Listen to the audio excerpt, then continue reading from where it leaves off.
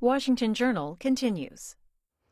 Joining us now to discuss bipartisan efforts in Congress to combat financial fraud and scams is R Street Institute fellow Caroline Melear.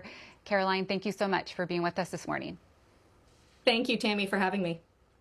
We want to start by just letting our audience know about your organization. Can you tell us about the R Street Institute, the mission, who you work with, and how you're funded? Yeah, of course. So we are a public policy research organization. In my role, I research topics in finance, financial regulatory policy, as well as insurance issues. We work with key stakeholders, with organizations of like mind, and we are funded by philanthropic and corporate donors, but our research is always independent. And you mentioned that you focus on finance, insurance, and trade. That's your specialty. And you have some analysis from just last week. Bipartisan efforts are underway to tackle financial fraud and scams.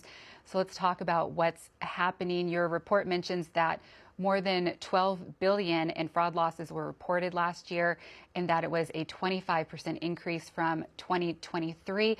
It is interesting you noted that the total number of incidents has remained pretty much the same. It's steady, but the total amount per loss has increased. Explain why. Yeah, that's correct. So we see reporting from the FTC, the Federal Trade Commission, shows that 2.6 million Americans reported fraud or loss. And like you said, that is very similar numbers to 2023. However, the total amount lost at $12.5 billion reported is higher. And we do see a big increase in financial scams. So scams that are targeting individuals, asking them to invest their money in something that might be fraudulent, and ultimately they lose their entire investment. And who's typically the target of financial scams? It could be anyone, honestly, and I would imagine most of your viewers, if they haven't been personally victimized by this, they know someone who has. So the targets are really anyone and everyone, unfortunately. So we see that through a lot of different channels, whether that be spoof phone calls, so calls that come up on your phone with a familiar area code. However, they're not even originating necessarily in the United States. We see it through email. We see it through social media channels. So it's not necessarily targeting one population over the other, although the elderly do tend to be victims of the scams a bit more for a couple of reasons. One is greater access to funds for these type of scams, and another is because of the technological advancements, it can be a little bit more challenging for that segment of the population to keep up and recognize when something is fraudulent or a scam. You mentioned challenge there. There's also a challenge when it comes to finding or prosecuting the people who are behind these scams. Why is that? Yeah, absolutely. So when it occurs on U.S. soil, it's a little bit easier. We have a whole variety of federal government agencies that can prosecute and target individuals who are running scams within the United States. However, the issue is we're seeing a lot of this is happening internationally. So there's a few countries that are kind of typically behind what's going on here. Myanmar, Laos, Cambodia are a few. The Philippines recently had a huge scam operation that was busted by the United States Department of the Treasury. So we placed sanctions on a company out of the Philippines, which had defrauded Americans out of $200 million. But that's just one. And like we talked about, the total amount and that was reported was 12.5 billion. So $200 million sounds like a great victory, and it is, to be able to bust up that ring, but it's a drop in the bucket of the overall number. And I think something that's important as well to note is that $12.5 billion, that is just what is self-reported by the American public. So the actual number is likely to be quite a bit higher. And in fact, a report from the Government Accountability Office estimates that the number is significantly larger than that. We're going to get into some of the proposed legislation to combat what's happening. But before we do that, what kind of current regulations and laws are in place to prevent this? Well, of course, scams are illegal. There's a wide variety of legislation that is already in place to stop scams and frauds. That's a whole host of things that viewers are probably fairly familiar with. There's anti-money laundering. There's call spoofing is illegal when it is done with the intention to defraud someone. But again, the international nature of the crimes is a really, really big part of the challenge here, because a lot of times there can be a lack of jurisdiction to prosecute the crimes. That is something that we see when people are reporting at the local or the state level. And there's a lot of mismanagement and misunderstanding about how to tackle the issue. So not only do consumers not really know where to go to get help or relief, local law enforcement and state law enforcement doesn't necessarily have the resources or the know-how to tackle these issues. Caroline Melear is a finance, insurance, and trade fellow at the R Street Institute. She is with us for the next 35 minutes or so to discuss bipartisan efforts in Congress to combat financial fraud and scams. If you have a question or comment for her, you can start calling in now. The lines for this segment are a little bit different. They're regional. If you're in the Eastern or Central time zone, it's 202-748-8000. If you're Mountain or Pacific, it's 202-748-8001. And if you have been the victim of a financial fraud scam, you can call in at 202-748-8002. You mentioned a few of the problems, the challenges with finding people who are doing the scams. Talk about some of the current challenges to deal with financial scams when it comes to the what we see in place right now in terms of legislation. Yeah, so there isn't really a great framework right now to deal with this. There are different agencies where you can report these issues. The FTC, as I mentioned at the top, is one of the places where you can report it. People go to their local law enforcement. People might turn to the FBI. People also turn to their financial institutions. But there is not a comprehensive overall network that is congregating all of these scam reports or issues in a single place. And that is a big part of the problem is, there's not a centralized location to be tracking these issues. So it's a really, really fragmented approach right now. And that is part of what some of the legislation that is being proposed is attempting to solve. So I would say that is one part of the problem. Another part is the advanced nature of technology. A lot of this is being driven by artificial intelligence, and the changes there are really, really rapid, and they're very, very advanced. So we see things like voice spoofing, where maybe someone gets a call from someone and they say, "Hi, it's your granddaughter. I've been in an accident and I need money right away." And they have used a voice recording of that individual, and they are using it to trick a family member into sending money immediately, making it sort of a "this needs to be done now" crisis situation. And so it's really advanced, and it's really tricky even for really tech-savvy consumers to always understand what is happening. And there's that pressure, that time pressure there too, right? That tries to make you make an emotional snap decision. And that's just one example. There are loads of other examples and types of fraud and scams that are going on. And so I think that something that we need to consider is that the bad guys, quote unquote, they are using artificial intelligence and they are using technology to advance forward their scams. And so we need to be on the forefront of artificial intelligence and technology as well to make sure that we are not a step behind, that we are using the same tools that they have and even better tools than they have in order to combat the issue. So that's certainly a big thing. And we also need to work on a little bit more education and awareness to help individuals know when they may be being targeted. And Caroline, I want to talk about one of the pieces of legislation that has been introduced. It's the Task Force for Recognizing and Averting Payment Scams, or TRAPS Act. It creates a task force composed of representatives from various federal agencies and financial institutions. That's including the Treasury Department, Consumer Financial Protection Bureau, and the Federal Communications Commission, Federal Trade Commission, and Justice Department. It also directs the task force to examine payments landscape and compile legislative and regulatory recommendations. It also requires the task force to update the report annually for 3 years. When we hear a piece of legislation like this that is forming a task force, and you see the number of $12.5 billion lost to people in a year, is a task force is it going to help people soon enough?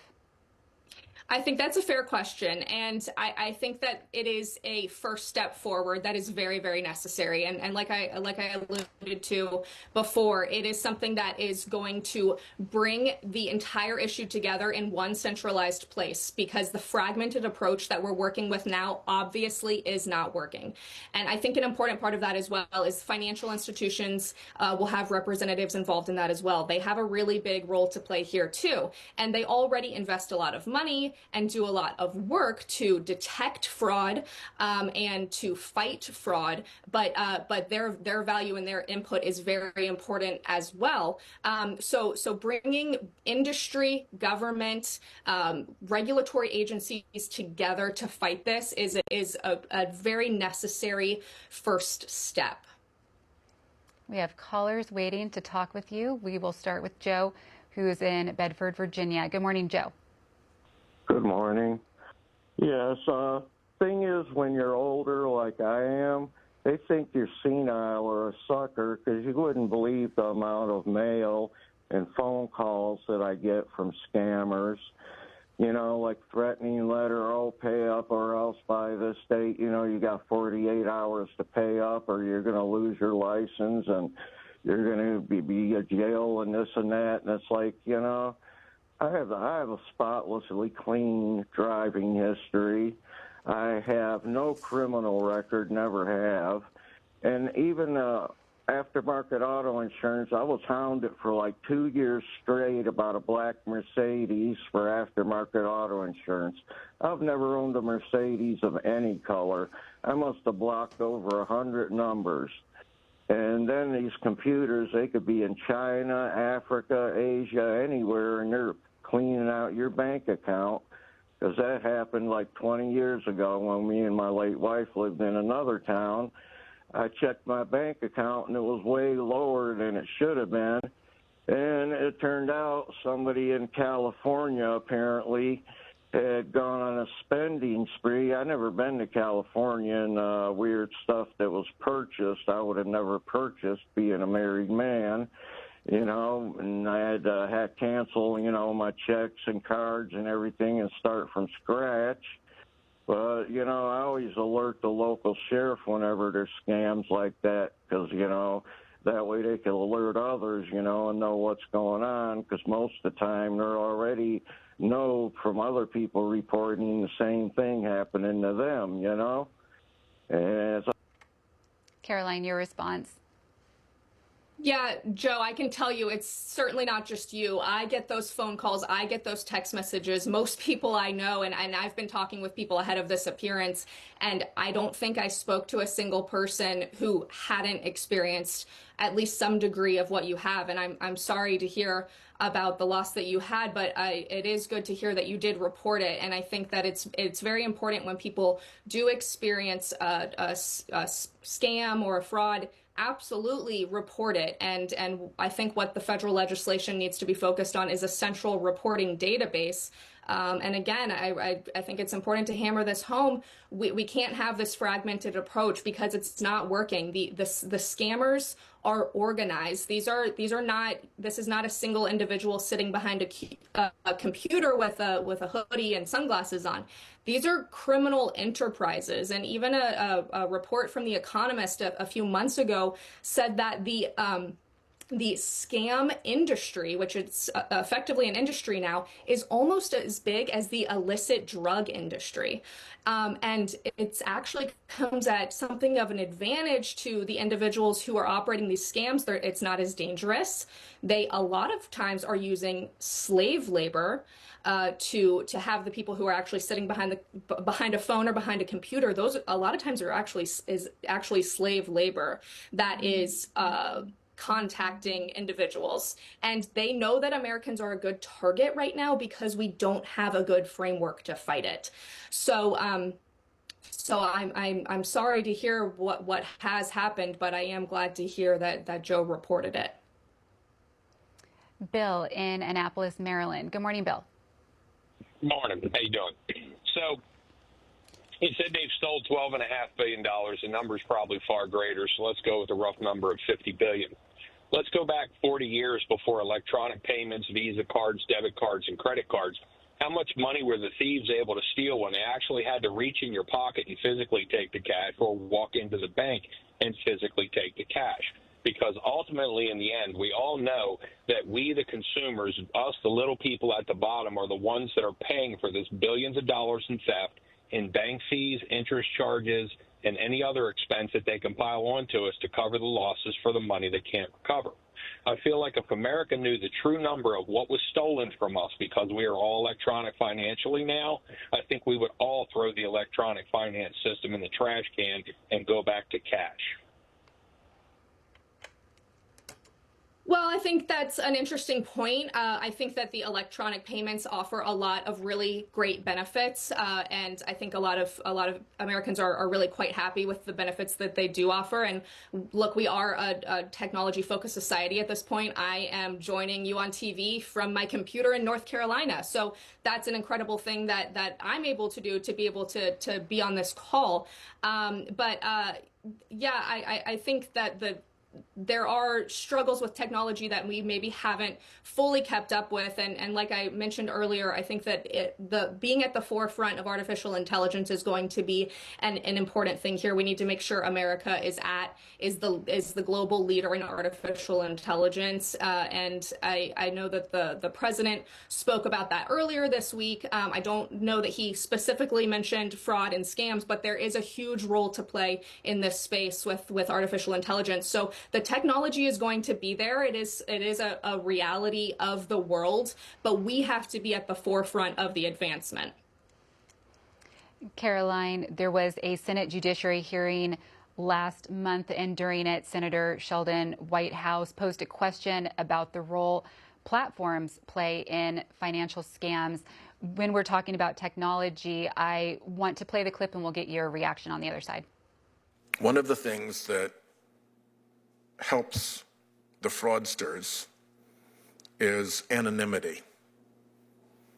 That is very often provided by VPNs or by fake names. Very often the big platforms have a role in all of this, and we don't have a whole lot of time right now, but I really would be grateful if each of you, if you have thoughts about what the best things that we could do to penetrate the anonymity where it is a part of the scam, and to figure out how to hold the platforms more accountable for supporting these frauds. Caroline, the witnesses at that hearing didn't get a chance to respond, but curious your thoughts on those two issues. Yeah, I do think that they do have a role to play, and I think that it would be unwise to ignore that aspect of things. One brought to my attention is that when some of these scams are originated on a social media platform, for example, a lot of times the conversation will begin in the social media platform, and then at some point the victim of the scam will be asked to switch to a different app. And that is a huge red flag that people need to be aware of. And I do think that there is more that could be done on that front to help consumers understand if you are being asked by someone that you don't know or that maybe you think that you know, or you think you've gotten to know, but you don't have a personal relationship with this person, and they ask you to switch to communications on a different app, some alarm bells should go off. And I think that we should be putting a little bit more warning in that on that role there. Let's hear from Mary in Philadelphia, Pennsylvania. Good morning, Mary. Yes, good morning, C-SPAN. I just want to let the American people know that we integrated our financial system under President Reagan. Every government agency is looking at the same information. IRS, Security Exchange Commission, Treasury, the State Department, the CIA. We know who these people are, but no government agency is willing to step forward to prosecute these people. I remember when we combined our resources and prosecuted them together. This has stopped under the politicians that we have in place. It's several departments that can do this immediately. We're looking at almost $1 trillion in COVID fraud. We're looking at almost $1 trillion in offshore accounts. And primarily our government officials are involved in this. So wake up. We have the information. We have to thank President Reagan because we were in a financial situation.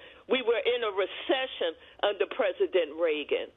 And he made sure that he knew where every last dollar went to. We're funding people that nonprofits that income is not being counted when they hire people. We have people that making themselves as illegal landlords, renting out properties.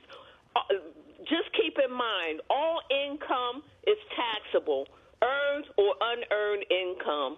I want to thank you, and you have a good day. Caroline, any response for Mary?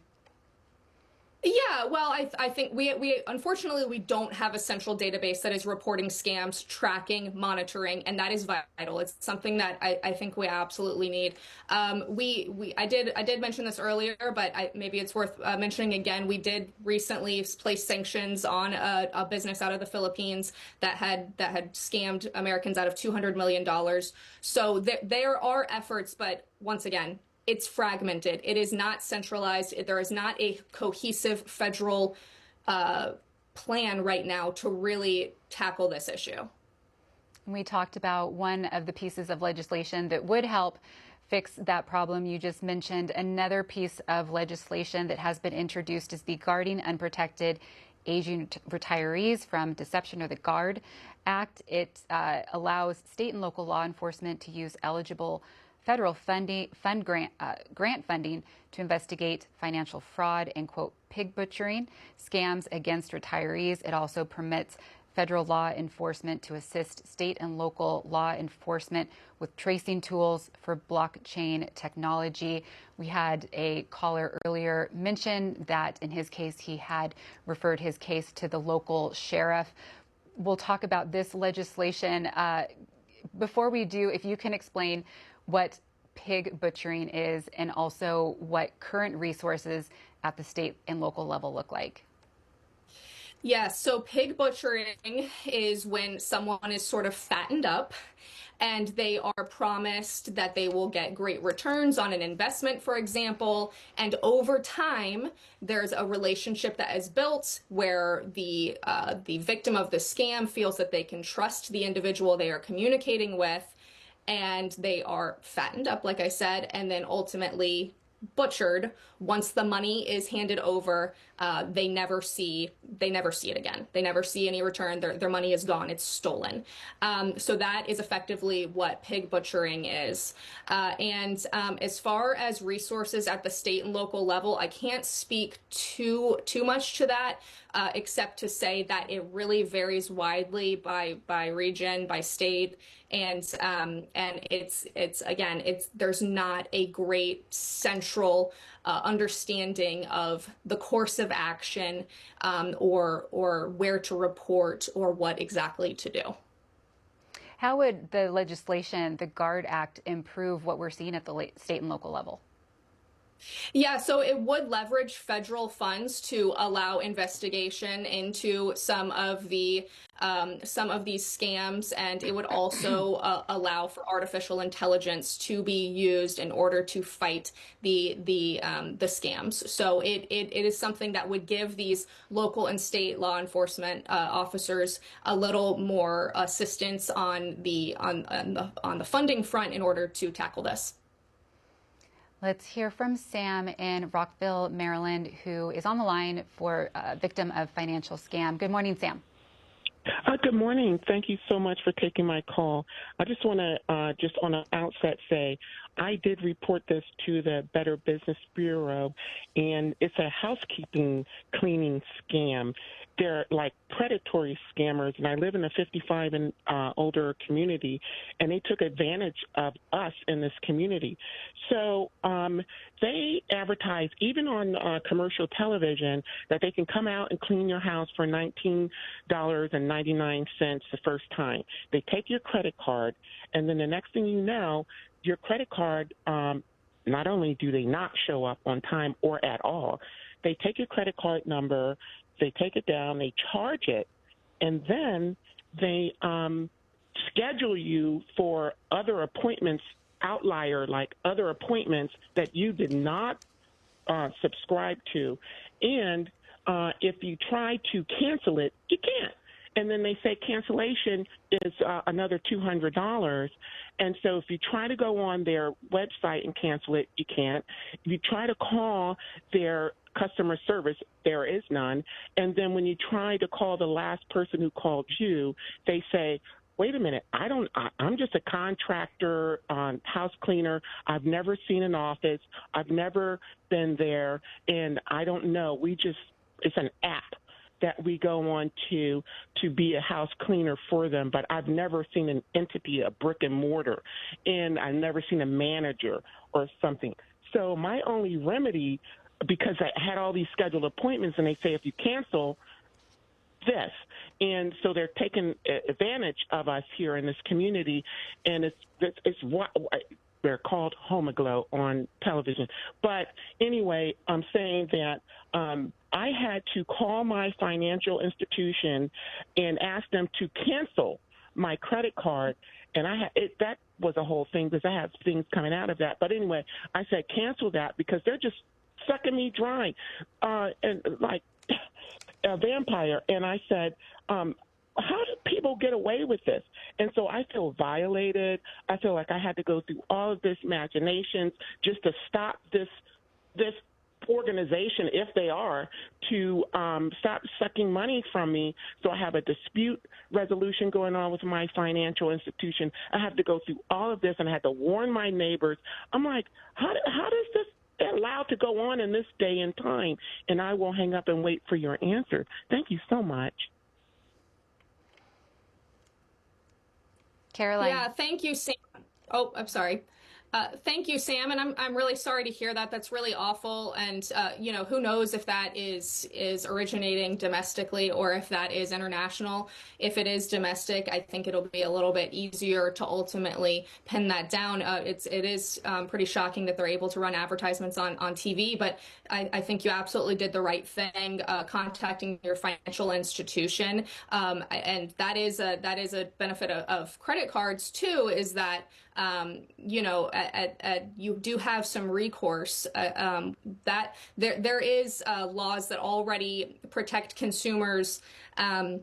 There's a difference at a technical level between a fraud and a scam. So if you willingly give your card over, which would have been in the first instance that would have been willingly giving over your card information, then the financial institution won't necessarily, but sometimes will, reimburse you for the loss. But the subsequent charges where you are not willingly entering into a purchase with the company, and a lot of cases, the financial institution will make you whole again. And so there are some technical differences between the fraud and scam all scams are fraud, but not all fraud is scams. So it can get a little bit, into the nitty gritty of the details there. But it is good to cancel your card. And again, I'm sorry that happened, and hopefully that is something that can be reported to law enforcement. Financial institutions do work with law enforcement. They do report these kind of issues when a consumer says that they have had fraud on their card. Financial institutions do report that to the appropriate law enforcement to help investigate that, and hopefully others who have been a victim of this are reporting it as well. Janice in Virginia. Good morning, Janice. Hi, good morning. I'm calling. I know AI is good in some instances, but we had a community member here receive a call saying that her nephew was in trouble. Sounded like him on the phone, and they were demanding money, send your credit card information here, and But my thing is, I just want everybody to be very aware. You receive a call saying a family member is in trouble, take their information so you can have it to report it to the police. But contact that family member to make sure they are okay. There are so many different scams out here that people need to be aware of, and I think if it's those or the Trump administration are trying to eliminate the CFPB, the Consumer Financial Protection Bureau. So if you get caught up in one of these scams now, you might not have any recourse. People, please do your due diligence. Find out if these calls are legit. I got a call about 4 weeks ago saying there was a warrant out for my arrest. They're going to be here in 24 hours. And I told them I'm going to have tea, coffee, and snacks when you get here because I knew it was a scam. Please watch out for your elderly. Make sure that they are not giving their personal information, credit card information, to anybody calling them.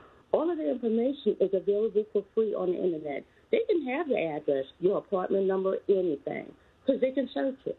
But look out for your family members, for the elderly, and make sure they are not getting caught up in these scams.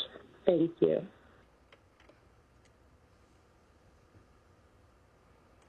Yeah, she's absolutely right, and I think that that's great advice. And the example that she mentioned, that is something that I discussed at the top of the call here. That there is an emotional pull, and you feel that you're in a time crunch and you have to send the money now, or your relative is going to be in harm, and so they're trying to capitalize on your emotions to get you to make a snap decision that maybe even an hour later you might start to think, wait a minute, that didn't make a lot of sense. Or maybe by that point you've contacted that relative and found out they are okay.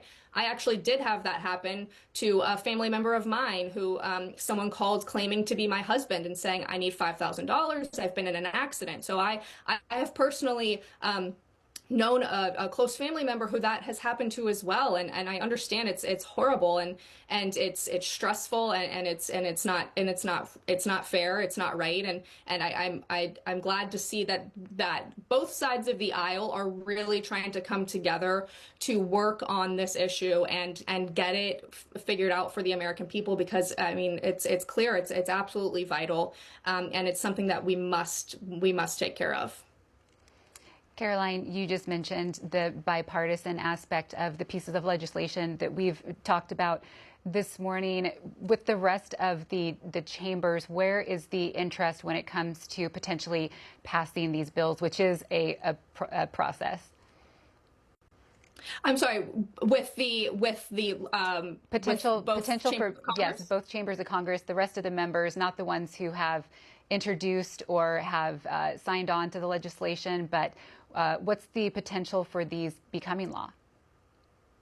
I think that the potential is quite good. I think that there is a lot of interest in this. I think that constituents are calling their members of Congress and they are saying that this is an important issue, that this is happening to them on a frequent basis. And so I do think that there is a lot of interest in getting this passed. There's another bill as well, which we didn't discuss. It wasn't in my recent piece, but it's the Senior Security Act of 2025 that has passed out of the House, and that is one that would create a task force within the Securities and Exchange Commission to help seniors, among other things, to help detect fraud and scams. So we do have a little bit of an insight into this Congress of how these bills might move forward. And so, like I said, that has passed out of the House.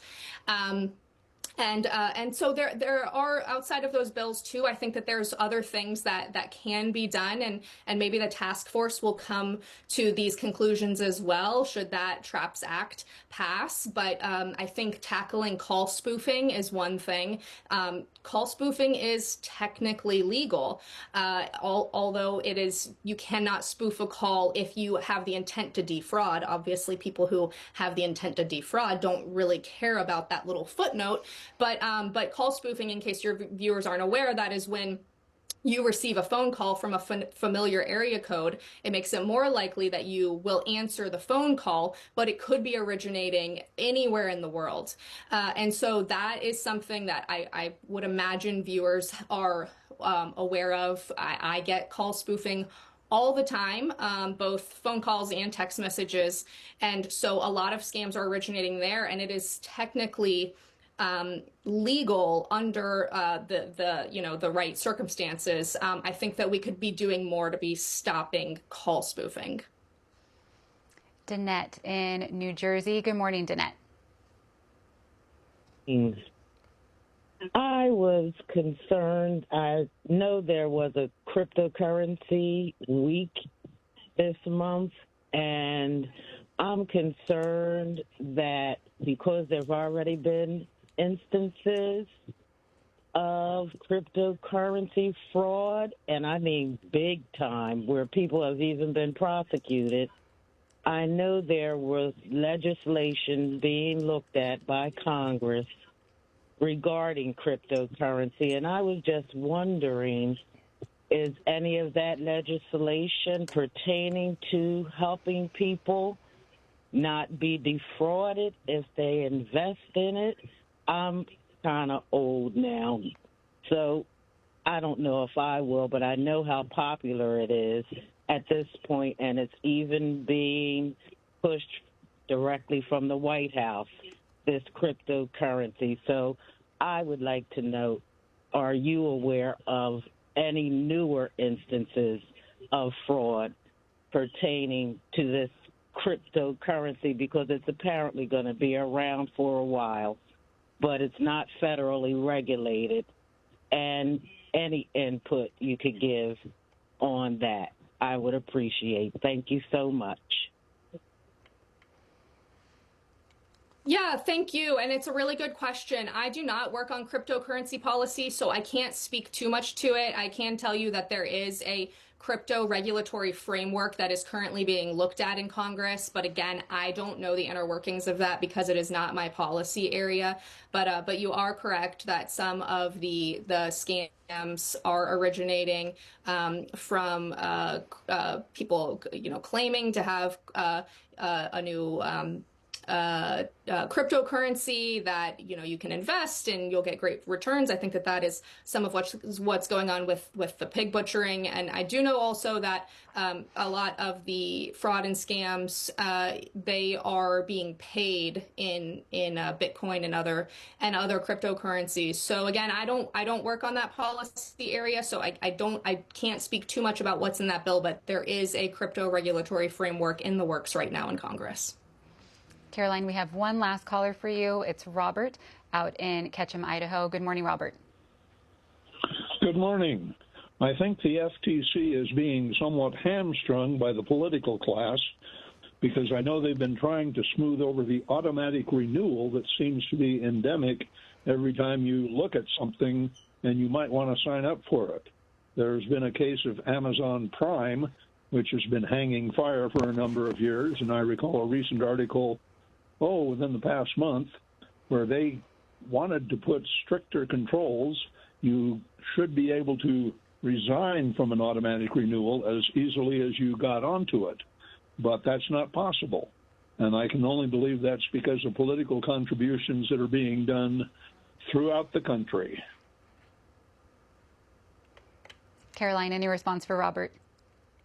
Yeah, I can't speak too much to that. I do know what he's referencing. There was a proposal that would have been one click to cancel different subscriptions. I think the issue that we're discussing is a little bit different, more so on the consumer scams front. So that is something of a separate issue, and I'm not too aware of where that stands right now, but I am familiar with what he's discussing. Our guest, Caroline Melear, is a finance, insurance, and trade fellow at the R Street Institute. You can find her work online at rstreet.org. Caroline, thank you so much for being with us this morning. Thank you, Tammy. Next on Washington Journal, Politico's E&E News energy reporter Brian Dabbs will join us to discuss the factors behind the rise in electricity prices. Plus, we'll get an update on the current state and future of low-income home energy assistance programs. We'll be right back.